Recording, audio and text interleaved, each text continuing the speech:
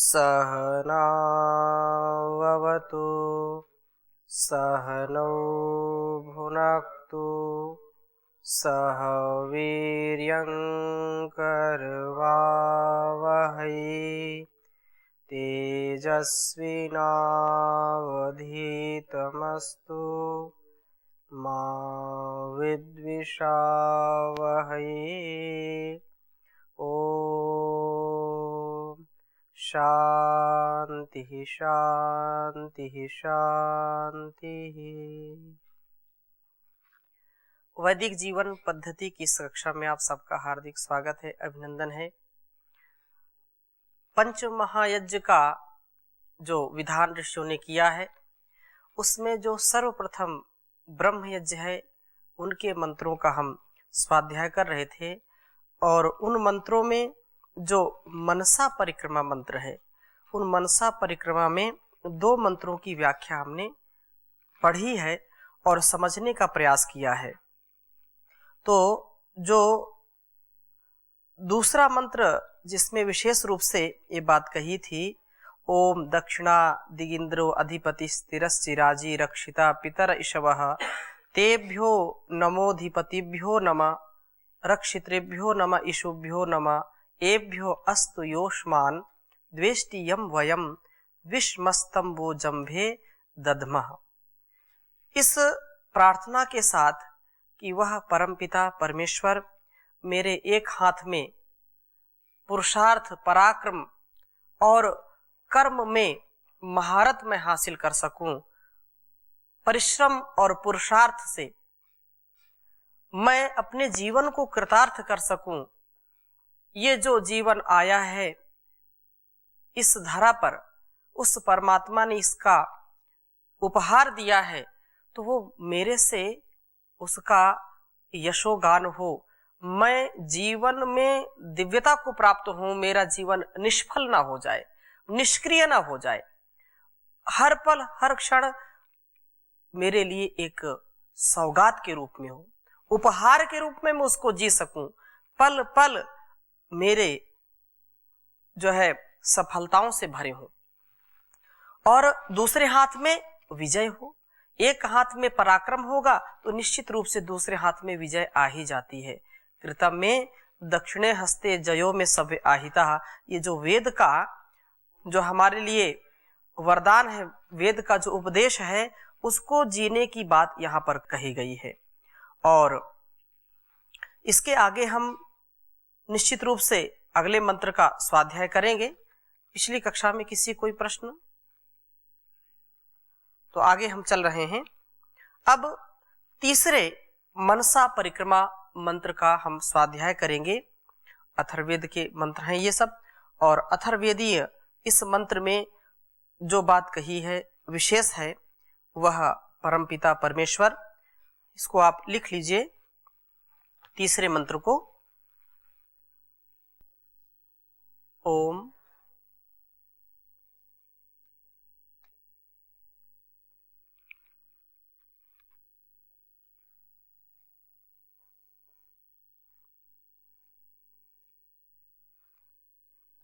प्रतीचि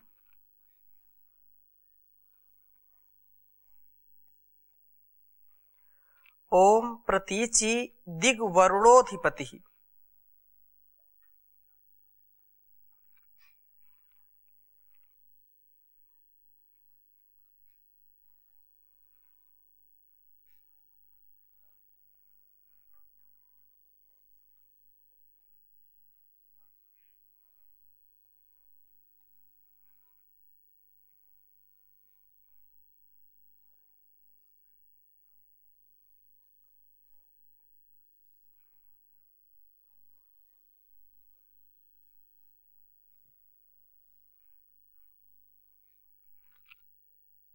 दिग्वरुणोधिपति प्रिदाकु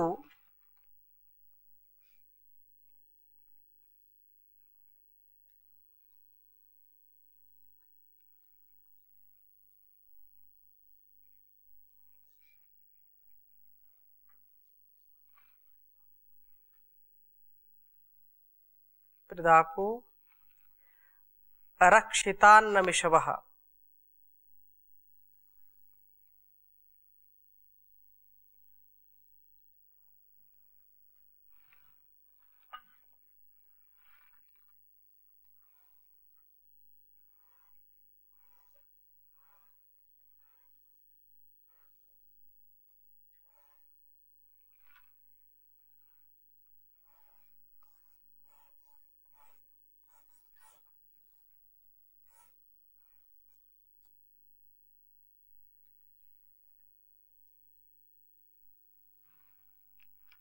रक्षितान्न मिषवः, यहाँ मिषवः आप लेना विसर्ग इधर।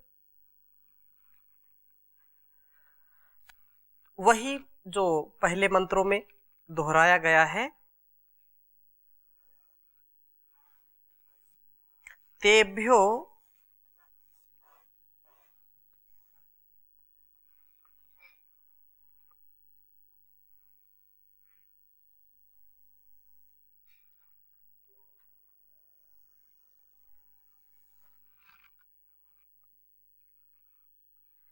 तेभ्यो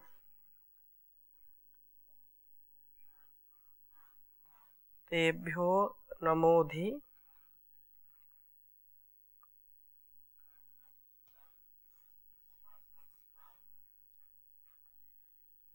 पतिभ्यो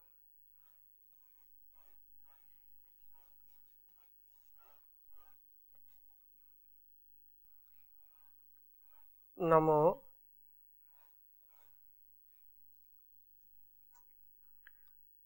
रक्षितृभ्यो नमः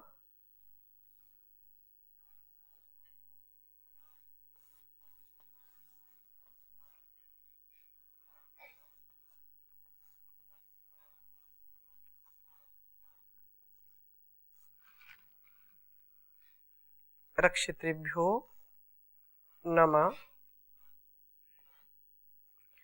इषुभ्यो नमः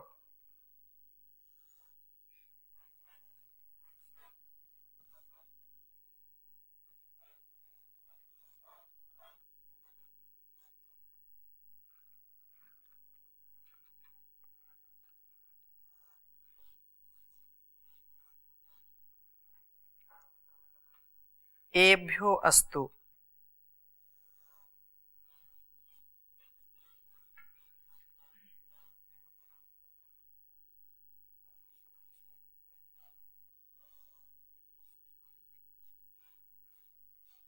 एभ्यो अस्तु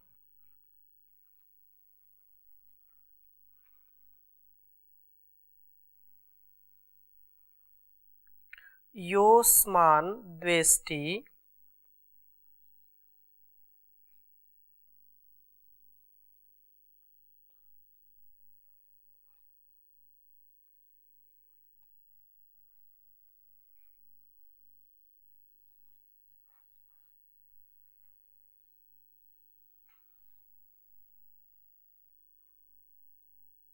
योऽस्मान् द्वेष्टि यं वयं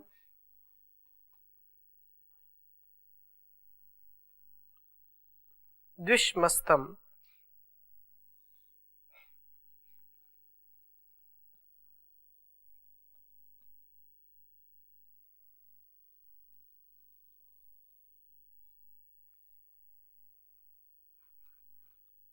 वो जम्भे दद्मः।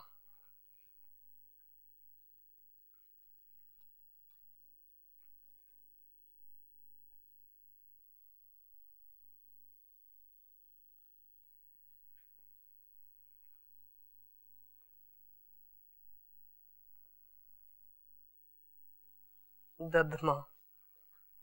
अथर्ववेद का यह मंत्र जो मनसा परिक्रमा का तीसरा मंत्र है, इसमें प्रार्थना की गई, उच्चारण करेंगे।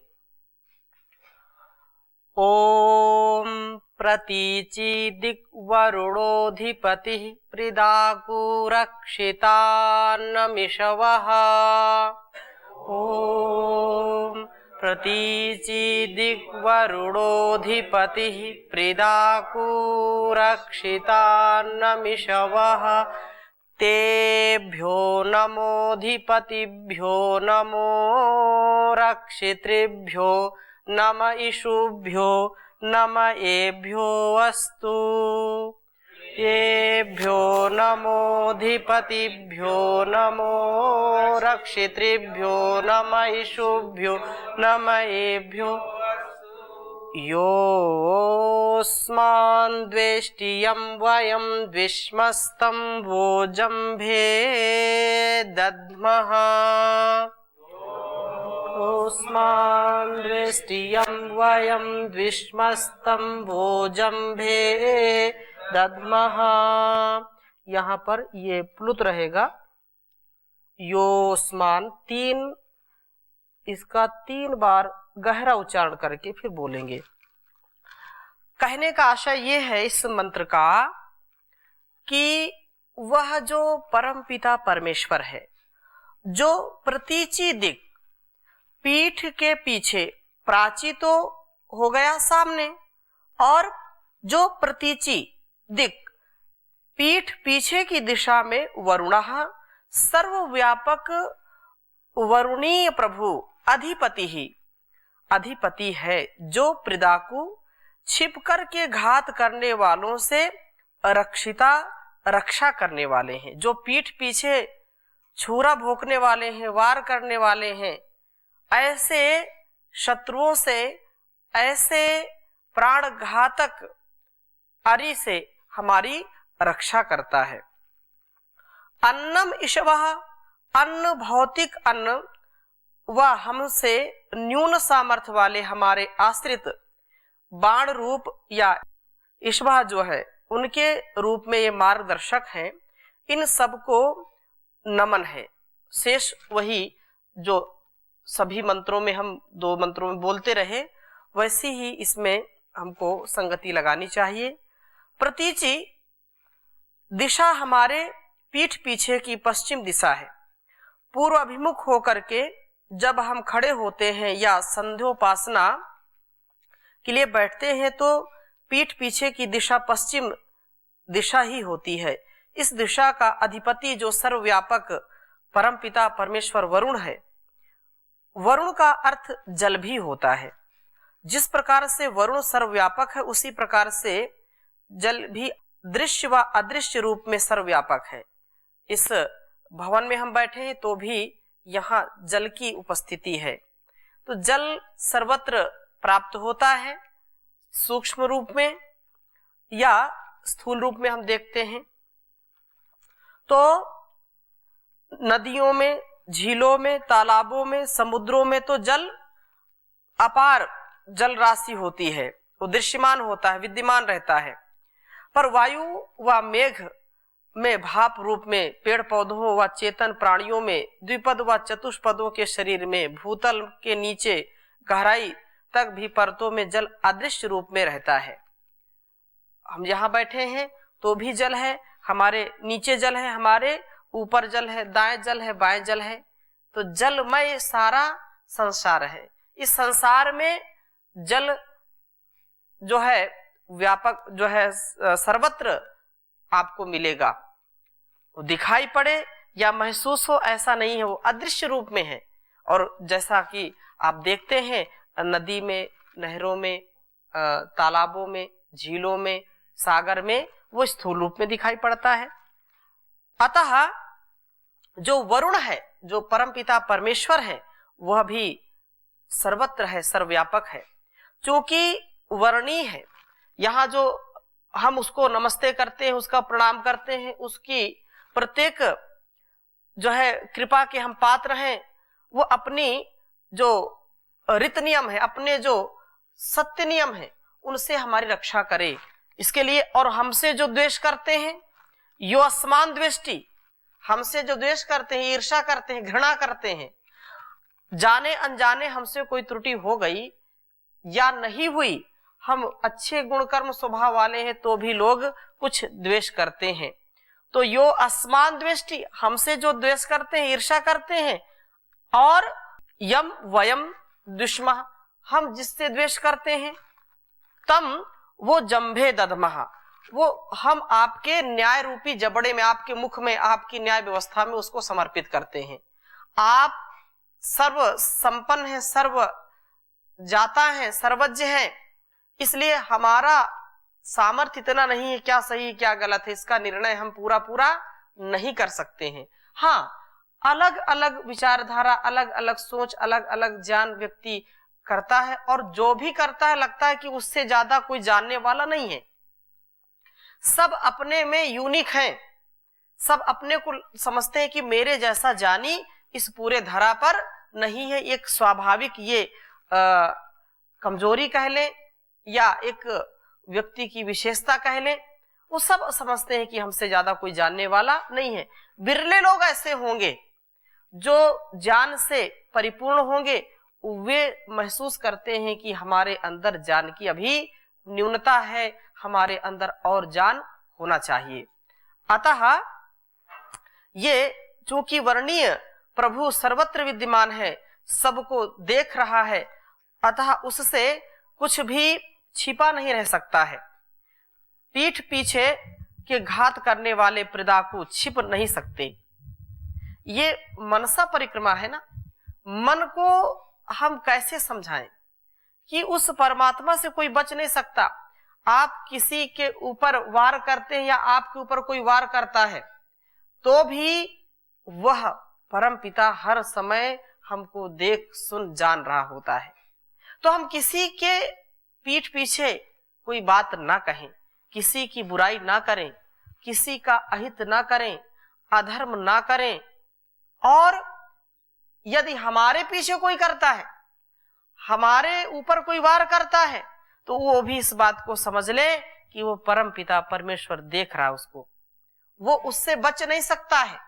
वो सदा सर्वदा सर्वत्र सबको देख सुन जान रहा होता है। अतः ये सुनिश्चित कर लेना चाहिए कि जब भी हम कोई कर्म करें तो छल कपट या पीठ पीछे बुराई किसी की ना करें।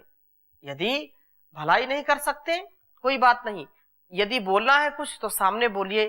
पीठ पीछे किसी की बुराई या पीठ पीछे किसी का अहित, पीठ पीछे वार करना कायरों का काम है। अज्ञानी और मूर्खतापूर्ण जो व्यक्ति व्यवहार करता है उसका कार्य है। इसलिए यह अभिमान व अहंकार में ना आए, दीन दुखियों की सेवा सहायता की तो जाहिर है कि हमारे कोई प्रदाकु बनेंगे ही नहीं। लेकिन यदि कोई ईर्षा द्वेष या स्वार्थ बस बन ही जाए तो वरुण स्वतः ही इनसे निपट लेंगे। आपको निपटने की जरूरत नहीं है। जो तो को बोवे काटे, शूल जो बोवे तो उसको तू फूल, हाँ उसको तुम जो है पुष्प बो। ये है तो विपरीत बात, लेकिन कहने का आशय क्या है? कहने का आशय ये है कि हमारे अंदर किसी के प्रति ईर्षा द्वेष की भावना नहीं होनी चाहिए। जो जैसा करेगा वो वैसा भरेगा, जैसी करनी वैसी भरनी, इसमें कोई शंका नहीं है। हमको अपने गुणकर्म स्वभाव को अच्छा बनाने का हर पल हर क्षण प्रयास करना चाहिए। इसमें बिल्कुल ढील नहीं छोड़नी चाहिए, नहीं तो जो स्वभाव हमारा अच्छा बनना चाहिए था वो बुरा बन जाता है, वो अकल्याणकारी बन जाता है। अतः यहाँ पर विशेष ध्यान देने की बात है। ओम स्वामी जी। जी, जो वरुण के बारे में आपने बताया, जल के बारे में कि सब जगह सर्वत्र मौजूद है जी, तो वरुण वायु में भी मौजूद है, सत्य है, जिसको कि आर्द्रता या नमी के रूप में नापा जाता है। सही है, सही है। हवा में नमी कितनी है, तो जहाँ भी हम है वो जल के साथ है। हाँ हाँ। तो ये बात आज जो एसी लोग प्रयोग करते हैं, वातानुकूलित करते हैं, तो जो वहां जिस कक्ष में वो जलीय कण होते हैं उनको क्या करता है, वो एकत्रित करता है और उसमें जो है पानी टपकता रहता है, तो पानी उसमें भरा थोड़े जाता है। हाँ, वो उससे हवा से ही मिलता है। हाँ, तो ये जलीय कण हमेशा विद्यमान रहते हैं और जो ईश्वर है वो सूक्ष्म रूप से हम उसको महसूस करें ना करें वो हमेशा रहता है, हर पल रहता है, हर क्षण रहता है। एक क्षण के लिए भी उससे हम दूर नहीं जा सकते। जैसे जो है दूध में घी मिला रहता है, जैसे तिल में तेल रहता है, जैसे जो है गन्ने में मिठास है, फूलों में जैसे सुवास है, वैसे ही परमात्मा का कण कण में वास है। तो वो हमेशा हमारे पास है, हमसे दूर नहीं है, हमारे निकट है। लेकिन जो लोग भूल जाते हैं वो विकट परिस्थितियों में फंस जाते हैं, और जो अपने उसको अंग संग समझते हैं, अपने निकट समझते हैं, वो विकट से विकट परिस्थितियों में भी पार हो जाते हैं। अपने गंतव्य को प्राप्त कर लेते हैं। तो ये बात यहाँ पर पुनः हम समझने का प्रयास करते हैं कि वैसे यह पदार्पणु अधिकांश इस कारण ही बनते हैं कि वह हमारी बढ़ती देख नहीं पाते। यदि हम नौकरी, व्यापार, व्यवसाय, उद्योग आदि में पूर्ण निष्ठा एवं पूर्ण ईमानदारी से काम करते हैं, हमारी कर्तव्य निष्ठा एवं चरित्रता से हमारी प्रतिष्ठा एवं लोकप्रियता बढ़ती है, तो संपन्नता बढ़ती है, तो हमारे ही सहकर्मी, साथी, संगी हमसे जलने और कुढ़ने लगते हैं। वो स्वयं पुरुषार्थ नहीं करते हैं। हम तो किसी का अहित नहीं चाहते हैं।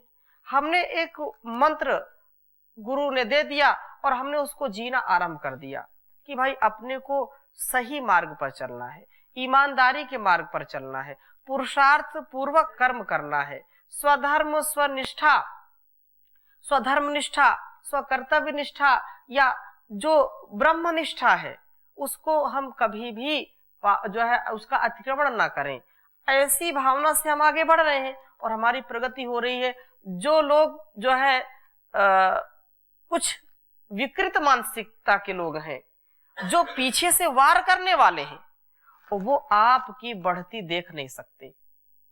वो अपने कहते हैं ना लोग कि लोग अपने जो है दुख से नहीं दुखी होते हैं, दूसरों के सुख से दुखी होते हैं। अरे इतना इसको पुरुषार्थ, मतलब इतना इसकी तारीफ, इतना यश, इतना गुणगान, तो ये जो बात है वो होगी, लेकिन जो व्यक्ति ईमानदारी से परमात्मा की शरणागति में रह करके सेवा करता है, परमात्मा की शरणागति को हमेशा प्राप्त करता है, वह इनकी परवाह कभी नहीं करता है, वो अपने मार्ग में बढ़ता जाता है। अतः ये जो पदार्पणु हैं, पीठ पीछे वार करने वाले हैं, ये रहेंगे, चाहे कोई राजा हो चाहे रंक हो। घर में भी कोई नमक रोटी खाने वाला व्यक्ति है तो भी दो चार उसके साथ ऐसे होंगे जो उसके कर्म में नुक्ताचीनी करेंगे, उसके गुणकर्म स्वभाव को देख करके उनसे सहन नहीं होगा।